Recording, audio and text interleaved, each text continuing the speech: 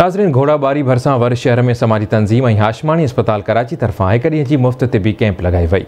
नौमान अली ख्वाजा जी वर शहर में विडाल मेमन अंजुमन ऐं हाशमानी अस्पताल कराची पारां हिकु ॾींहं ते मुश्तमिल फ्री मेडिकल कैंप लगाई वई, जंहिंमें ॿारनि जे माहिर डॉक्टरनि, अखियुनि, ॾंदनि ऐं साण गॾु औरतुनि जी बीमारियुनि लाइ लेडी माहिर डॉक्टरनि मुफ़्त चेकअप कया।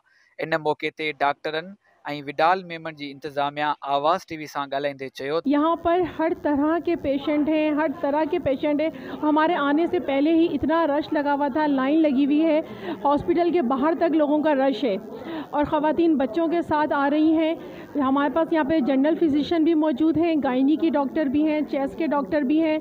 हाशमानी वालों ने आई के लिए पूरा सेटअप किया हुआ है। यहाँ पे आई चेकअप भी हो रहा है, आई सर्जरी भी हो रही है, रिकमेंड किया जा रहा है और इनको फ्री कंसल्टेशन के साथ फ्री मेडिसिन भी प्रोवाइड की जा रही है। जो बेसिक प्रॉब्लम है वो वुमेंस का गैस्ट्रो से रिलेट है। इसके अलावा गायनी पेशेंट्स बहुत हैं और इंट्रावेनस इंजेक्शंस तो हम प्रोवाइड नहीं कर सकते, लेकिन इस वक्त जहाँ पर अशद ज़रूरत है कि डायरेक्टली इंजेक्टेबल ऐसे मेडिसिन इन लोगों को प्रोवाइड किया जाए कि जल्दी से जल्दी इनको क्योर हो सके। न महंगाई के दौर में जो है माण्हू पंहिंजे बच्चन लाइ अटो कोन था वठी सघनि तो उहे पंहिंजो इलाज कीअं कराइनि।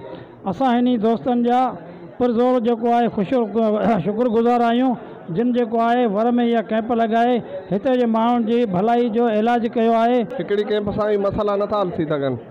दवा बि हिकिड़े टाइम ते मिली तो उन सां मर्ज़ नथो ख़त्म थी सघे, उनजे करे जल्दी ॿी कैंप बि लॻणु खपे। तमामु पुठिते पियल घोड़ाबाड़ी जो इलाइक़ो आहे वर शहर ऐं ग़रीब माण्हू तमामु लेबर तबक़ो आहे हिते ऐं इनखे तमामु वधि मां वधि फ़ाइदो थियो आहे ऐं असीं पाण अञा वञी रिक्वेस्ट कंदासीं त इन खां ॿिया अहिड़ा प्रोजेक्ट जेको खणी अचनि। अंजुमन तरफ़ां जेको अखियुनि जी कैंप लॻाई वई आहे जंहिंमें तक़रीबन 1000 ॿिनि खां माण्हुनि खे ॾिठो वियो ऐं उन मां 100 खनि माण्हुनि जी ऑपरेशन लाइ कराची लाइ तयारु कई हुई। तमामु बहितरीनु अमल आहे। हिन में डॉक्टर साजिद या डॉक्टर हबीब लुकमानी या शहबाज जिन दोस्तों की मेहनत है, अल्लाह सही उनके उनजो अजूरो दे। इसमें बता नहीं सकता कि कितने लोग आंखों से समझे मेरू में किसी को मोतिया ऑपरेशन की ज़रूरत है, किसी को चश्मों की ज़रूरत है, किसी को समझे कि बहुत ही आंखों की बुरी हालत है कि यहाँ पे मट्टी भी बहुत है, यहाँ पे गलाजत बहुत है, आंखों की नशोनुमा नहीं हो रही या शायद यहाँ पे इलाज मुआवजा की सही तरह सहूलत दस्तियाब नहीं है। अगर सहूलत है तो इलाज मुआवजा के पैसे नहीं हैं। तो यहाँ पे मेडिकल कैंप है, 40,000 का ऑपरेशन अगर से यहाँ पे पर्ची बन जाएगी तो हाशमानी हॉस्पिटल पे फ्री कॉस्ट किया जाएगा। हाणे ज़रूरत इन ॻाल्हि जी आहे त